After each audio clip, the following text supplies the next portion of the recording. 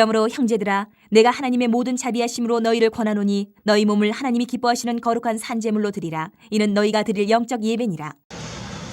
2026년도 새해 들어오면서 우리가 부르심대로 다시 행하라 표어를 세웠고, 그 아래에 이제 실천사항 3가지를 세웠습니다. 그래서 지난주에 그 첫 번째 다시 뜨거운 삶, 다시 뜨거운 삶 말씀을 나눴고, 오늘은 두 번째 실천 목표 다시 헌신하는 삶입니다. 이 다시 헌신하는 삶이라는 이 실천은 처음 헌신하는 삶이 아니에요. 말 그대로 다시 헌신하는 삶입니다. 다시. 이 말 속에는 성도로서 우리의 현실이 녹아져 있는 말인 것 같습니다. 지금까지 교회를 위해서 애썼고, 또 가정을 책임졌고, 신앙의 자리도 지켜왔어요. 그런데 세월이 흘러가면서 육신이 약해지다 보니 마음도 약해지고 무뎌지고, 또 해오던 헌신도 이제 너무 기계적으로 의무처럼 되어가는, 그게 그렇게 느껴질 때가 있습니다. 이 자리에 앉아 계신 거의 대부분의 성도들은 이미 이런 헌신을 해보신 분들이에요.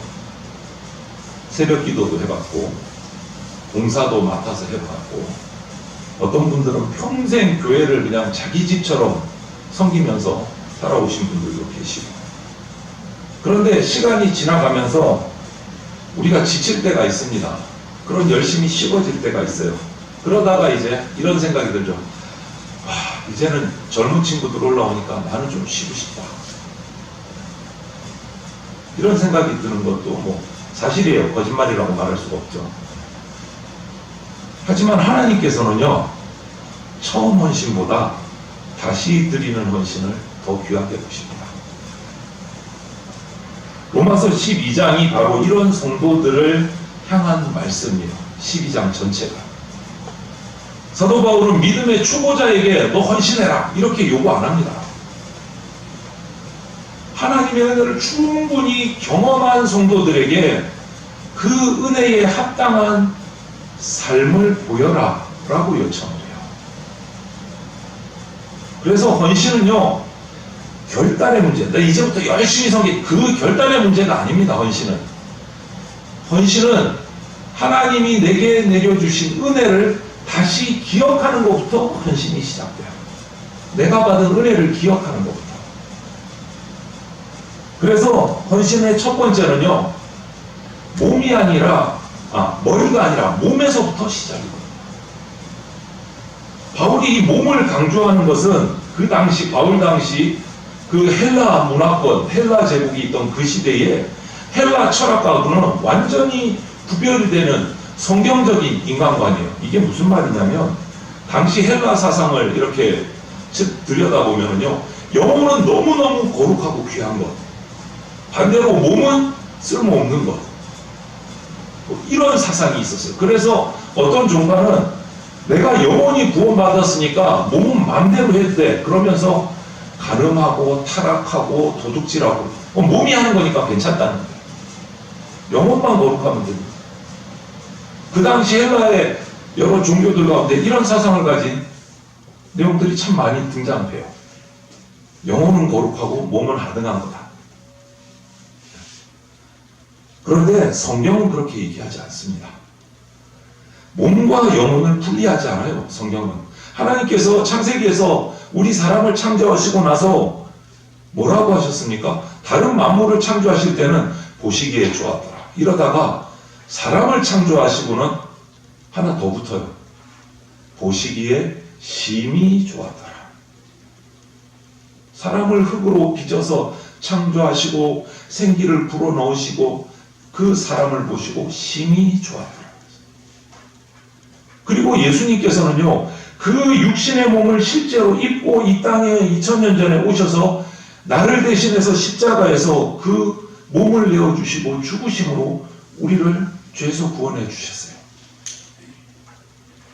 그리고 구약에서 드리는 제사, 이 제사를 드린다 이러는데, 제사를 드린다 할 때 이 드린다는 것은요, 내 생각, 내 마음, 이것을 드리는 게 아니에요.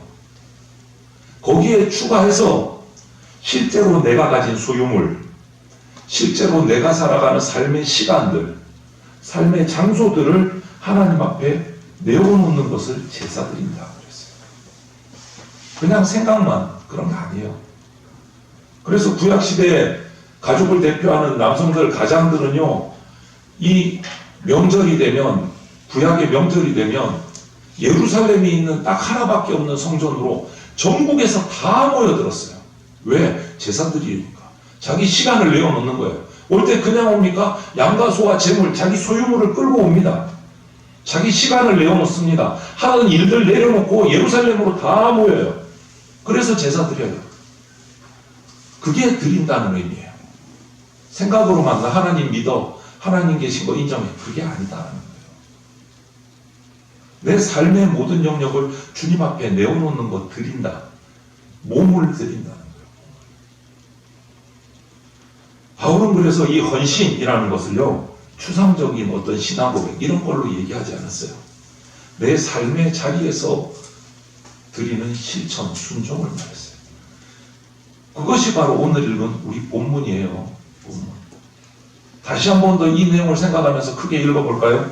그러므로 형제들아, 내가 하나님의 모든 자비하심으로 너희를 권하노니 너희 몸을 하나님이 기뻐하시는 거룩한 산제사로 드리라.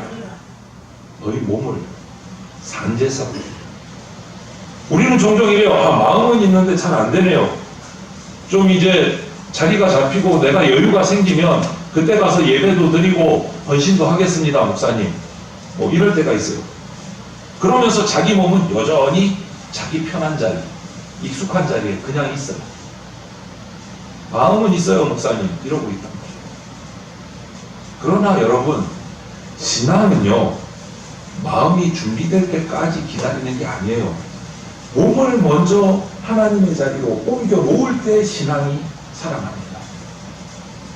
예배 자리에, 말씀 앞에, 기도하는 자리에 내 몸을 먼저 갖다 놓아야 돼요. 그것이 헌신의 시작이에요. 내 몸을 먼저 갖다 놓는 거예요. 여러분, 지금 다시 우리가 예배의 이 삶을, 예배 중심의 삶을 회복하는 것이 가장 현실적인 헌신입니다. 가장 헌신. 신앙의 우리 선배들 보면 제가 오늘 오다가 저 뒤에 책이 한 권 꽂혀 있는 걸 봤어요. 우리 한국교회 안에서 재봉교회가 어떤 상황인지를 이렇게 우리가 책을 펼쳐놓은 한 권이 저기 꽂혀 있더라고요. 가지고 가셔서 보실 분은 빌려가서 보시면 돼요. 우리 재봉교회 선배들요, 몸을 먼저 예배 자리에 옮겼습니다. 몸을. 그렇게 힘든데, 일제시대 때 지금 막 고난받고 기름을 끼얹어서 손이 녹아가고 있는데도 예배 시간에 주일이 되면 예배 자리에 무릎을 꿇습니다. 그 감옥 안에서. 몸이 예배 자리에 옮겨질 때 마음이 회복됩니다. 마치 오랜 펌프에 물을 길어 오르려면 먼저 펌프질 많이 한다고 올라오는 거 아니잖아요. 제일 먼저 뭐를 해야 됩니까? 마중물을 먼저 한 바가지 붓고 펌프질을 해야 그 땅속에 있는 물이 올라옵니다. 마중물이 필요해요. 이것이 바로 예배의 자리, 기도의 자리, 섬김의 자리에 몸을 다시 두는 거예요. 그게 헌신의 출발이에요. 그게 헌신의 출발이에요. 그리고 두 번째로 헌신은요, 의무가 아니고 은혜에 대한 응답입니다. 응답. 오늘 우리가 로마서 12장 1절을 읽었는데 첫 시작이 뭐였습니까? 그러므로 이러고 시작해요. 그러므로라는 말은 그 앞에 있는 내용들 전체를 다 묶어서 하나로 놓고 이렇기 때문에 그 다음을 설명하는 거예요. 이 그러므로는 어디를 포함하느냐? 로마서 1장부터 11장의 전체를 다 얘기해요. 12장 1절을 시작하는 그러므로는. 로마서 1장부터 11장을 요약하면 이 얘기가 있어요. 구원의 교리가 나와요. 인간이 전적으로 타락했고 하나님의 값없는 은혜로 받았고 하나님의 선택을 받았고 칭이 의롭다 하심을 받았고 하나님의 그 신실하심이 이렇다. 라고 1장부터 11장에 얘기를 해요. 이것이 선포되고 나서 12장 와서 그러므로 헌신해야 된다. 이렇게 얘기하는 거예요. 우리가 타락했었는데 하나님이 값없는 은혜로 우리를 선택하시고 의롭게 하시고 우리를 구원해 주셨다. 하나님의 신실하심이 이렇기 때문에 그러므로 우리는 이제 헌신해야 된다. 얘기를 12장에서 하는 거예요. 그래서 그 내용을 요한 1서에서 또 사도 요한이 한 번 더 강조합니다. 요한 1서에 보면 이런 말씀이 있어요. 우리가 사랑함은 그가 먼저 우리를 사랑하셨습니다. 누가 먼저 사랑하셨다고요? 예수님이 먼저 우리를 사랑하셨기 때문에 우리가 그를 사랑하는 거다. 여러분, 이 말은 뭡니까? 헌신은 구원의 조건이 아니라 구원의 결과다. 우리가 많이 헌신해서 구원받는 게 아니에요. 은혜를 그저 많이 받았기 때문에 감사해서 헌신하는 거예요. 순서가 바뀌면 절대 안 돼요. 그러면 이단이 돼요, 여러분. 이단들의 순서가 뭔지 압니까? 집 팔아서 바쳐라, 시간 바쳐라, 몸 바쳐라, 그러면 구원받을 것이다. 이 순서예요. 이단들은 꼭 그래요. 헌금 많이 해라, 아파트 팔아서 바쳐라, 그럼 구원받는다. 헌신 많이 해라, 그럼 구원받는다. 이게 이단의 순서예요. 그런데 성경은 그렇게 말하지 않습니다. 하나님이 나를 택하시고 전적으로 타락한 나를 구원해 주시고 죄 용서해 주시고 구원해 주셨기 때문에 너는 이제 구원받았으니까 하나님의 그 은혜를 생각하면서 헌신하라. 이 순서예요. 순서가 바뀌면 절대 안 되는 거예요. 성경에서 참된 헌신은요, 언제나 은혜를 깊이 깨달은 자리에 있는 사람이 헌신이 나옵니다. 이사야 뭐라고 했습니까? 내가 여기 있나이다. 나를 사용하여 주시옵소서. 내가 여기 있나이다. 그런데 이 말을 하기 전에 그럼 자기가 먼저 나가는 거잖아요. 내가 여기 있나이다. 그것만 보면 안 돼요. 그 앞에 말씀을 보면 이 말을 하기 전에 하나님의 거룩하심을 봤어요. 그리고 나서 내가 여기 있나이다. 베드로도요, 자기 죄를 깨달은 후에야 주님의 부르심을 따랐어요. 우리의 신앙은요, 나이가 들어가면서, 인간의 나이가 들어가면서 점점점 의무로 바뀔 수가 있어요. 해야 하니까, 이제는 내가 책임자니까, 등등. 이런 마음이 들기 시작하면 이 헌신이 기쁘지가 않아요. 힘들어져요. 이럴 때 필요한 것이 한 번 더 마음 먹어야지, 마음 다지, 큰 결심해야지. 그게 아니에요. 이럴 때 필요한 것은 하나님의 자비하심을 다시 기억하는 거예요. 하나님의 은혜를 다시 기억하는 거예요. 하나님께서 지금까지 나를 어떻게 인도하셨는지를 돌아보는 거예요. 헌신은 다시 감사하는 표현이에요. 위기의 순간을 지켜주신 은혜, 가정과 자녀들을 붙들어 주신 은혜, 내가 그럼에도 불구하고 신앙을 떠나지 않게 해주신 하나님의 그 인도하심, 이런 것들을 기억해내야 돼요. 우리가 다시 헌신할 수 있는 이유는 하나님이 나를 아직도 포기하지 않고 붙들고 계시기 때문에 헌신하는 거예요. 세 번째로 여러분, 헌신은 삶 전체를 드리는 예배입니다. 삶 전체를 드리는 예배. 구약의 제사를 보면 죽은 제물을 다 제단 위에 올려놓습니다. 양을 잡고 소를 잡고 각을 떠서 이렇게 올려놓고 드리는 제사인데, 바울의 헌신은 오늘 본문 12장 1절에 어떤 제물이라고요? 산 제물, 살아있는 제물을 드리라고.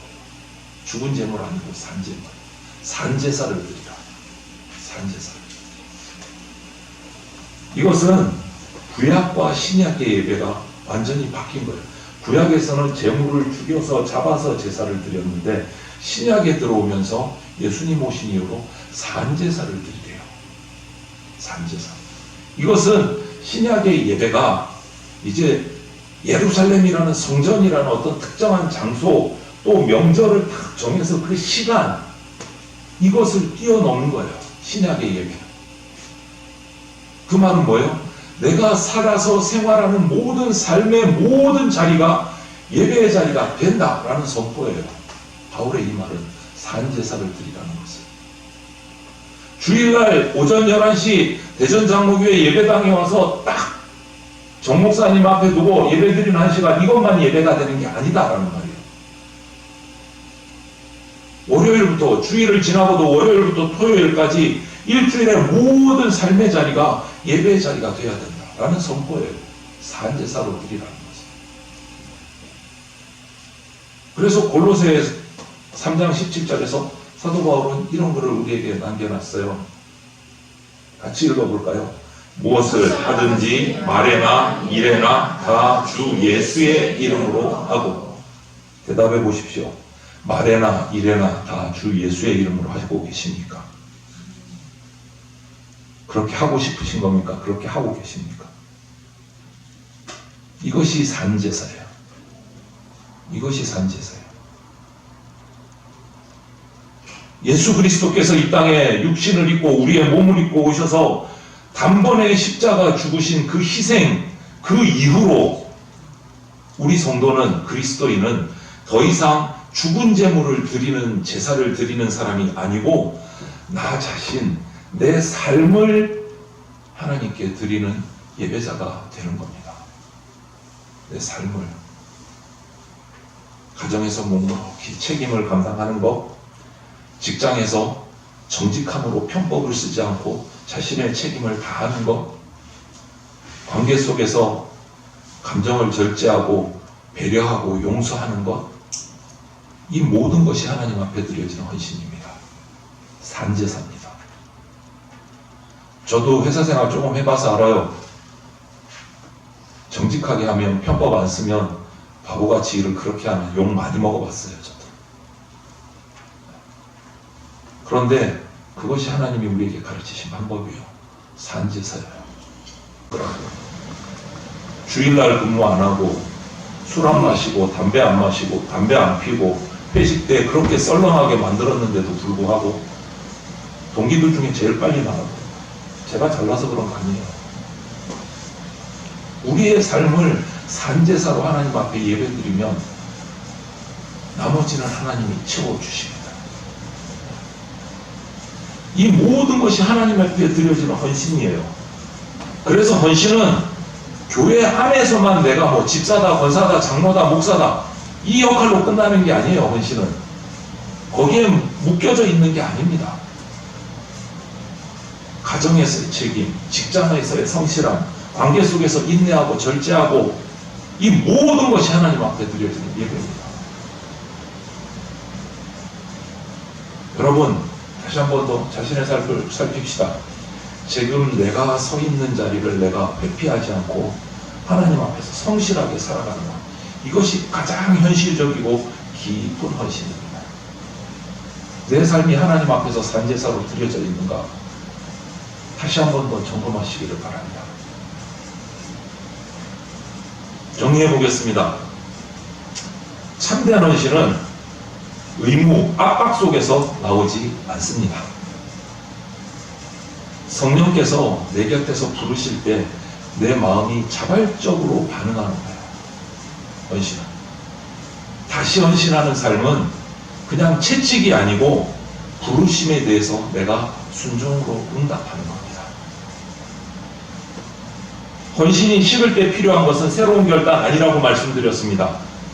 헌신이 식을 때 내게 필요한 것은 이미 내가 하나님께로 받은 그 은혜, 자비하심을 다시 헤어보는 거예요. 세워보는 거예요. 다시 헌신은 기억을 회복하는 겁니다. 내가 받은 은혜의 기억을 회복하는 거예요. 아직 부족해서 헌신할 수 없습니다 라는 이 말은요, 성경과는 정반대예요. 헌신은 내가 뭔가 다 갖춰서 완성이 돼서 할 수 있는 게 아니에요. 부족한 대로, 부족한 자가 하나님께 드릴 수 있는 은혜의 통로가 바로 헌신입니다. 내가 할 수 있는 최선을 다하는 거예요. 여러분, 그래서 우리가 다시 헌신할 때 중요한 질문은 이겁니다. 다시 헌신할 때 질문을 꼭 하십시오. 스스로에게. 내가 헌신하는데 우리 성도들이, 사람들이 알아줄까? 목사님이 알아주실까? 아닙니다. 하나님이 기뻐하시는가가 물어야 될 질문입니다. 내가 헌신하는데 하나님이 기뻐하실까? 이 질문을 하셔야 돼요. 예배는 주일에 드리는 것 아니라고 말씀드렸습니다. 월요일부터 토요일까지 살아내야 됩니다. 다시 헌신하는 삶은 예배가 확장되는 거예요. 주일의 예배로 끝나지 않고 모든 삶의 순간에 주님 앞에서 예배하는 산제사가 다시 헌신하는 삶입니다.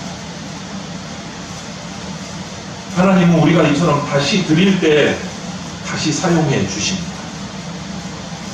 하나님은 새 사람 되라고 우리에게 요구하지 않으세요. 그냥 지금 현재의 나를 하나님 앞에 드리는 거예요. 그거를 받으세요. 헌신은 다시 시작할 수 있습니다, 여러분. 다시 예배하고, 다시 기도하고, 다시 순종할 수 있습니다. 그때 하나님이 우리 삶을 다시 사용하십니다. 우리 가정도, 우리 교회도 다시 새롭게 하십니다. 그러므로 우리 오늘 올해 표어의 두 번째 실천사항이 다시 헌신하는 삶, 이것은 새 사람 되라고 애쓰는 게 아닙니다. 다시 헌신하는 삶은 이미 하나님의 은혜를 입은 사람이 이제는 내 삶을 다시 제단 위에 산제물로 올려놓는 겁니다. 지금 이 자리에서 지금 현재 여러분들의 형편으로 다시 한 걸음을 하나님을 향해서 내디딜 때 하나님은 우리를 다시 사용하십니다. 우리 삶을 다시 쓰십니다. 2026년 다시 헌신하는 삶을 통해서 저와 여러분의 가정, 또 우리 대전 장로교회가 다시 힘을 얻고 새로워지기를 주님의 이름으로 축원을 드립니다. 아멘. 함께 기도드리겠습니다. 사랑이 많으신 하나님, 감사합니다. 한 해를 잘 마무리하게 은혜 베풀어 주시고 또 새해의 시간들을 우리에게 허락하여 주시니 감사합니다. 주님, 이 한 해 주님의 부르심에 다시 행하기로 우리가 작정하며 말씀을 나누고 있습니다. 오늘 이 시간 다시 헌신하는 삶, 주님께서 부르시는 그 자리로 다시 나가서 주님이 주신 은혜들을 헤아리며 다시 그 자리에 서기를 결단하오니 주님, 우리 가운데 역사하여 주시옵소서. 내 삶을 드립니다. 산제물로 주님 앞에 드리며 다시 헌신하는 삶을 살아나가기를 간절히 소망합니다. 주님께서 우리의 삶을 들어 사용하여 주시옵소서. 감사드리며 모든 말씀을 예수 그리스도의 이름으로 기도드립니다. 아멘. 함께 기도드리겠습니다. 주 예수 그리스도의 피 묻은 십자가 은혜와 독생자를 보내주신 하나님 아버지의 그 크신 사랑과 지금 이 순간에도 역사하고 계시는 성령님의 보호 인도하심이 이제 새로운 사람이 되려 애쓰기보다 이미 은혜를 입은 사람으로 내 삶을 다시 하나님의 제단 위에 산제물로 올려놓기를 소망하며 다시 헌신하는 삶으로 나아가는 대전 장로교회 모든 성도들과 그 가정과 섬기는 모든 사역 위에 이제로부터 영원까지 함께 하시기를 간절히 축원하옵나이다. 아멘.